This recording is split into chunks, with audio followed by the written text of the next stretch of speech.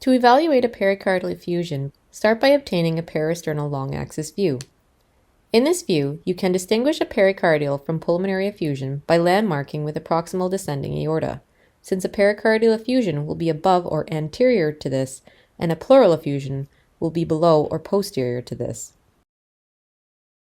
If an effusion is present, your next best view is the IVC. Evaluate for a dilated IVC greater than 2.1 centimeters with less than 50% collapse during inspiration. M mode, placed 1 centimeter distal to where the hepatic vein meets the IVC, is an easy additional way to evaluate this. A dilated and non-collapsing IVC has 97% sensitivity, so a normal IVC essentially rules out the diagnosis of tamponade, with exceptions of cases with hypovolemia or loculated effusions.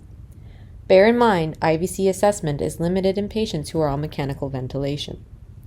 You will need to evaluate a pericardial effusion in as many views as possible.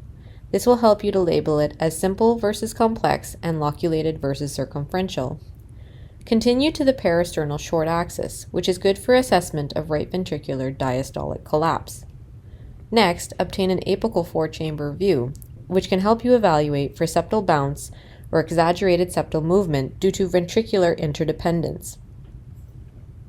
In addition to this view is good to assess for right atrial systolic collapse and right ventricular diastolic collapse. The subcostal view is a good view for assessing and measuring the full extent of a pericardial effusion. Again, you can evaluate for right atrial systolic collapse and right ventricular diastolic collapse. Finally, in addition to 2D, M mode can be used to assess interventricular dependence.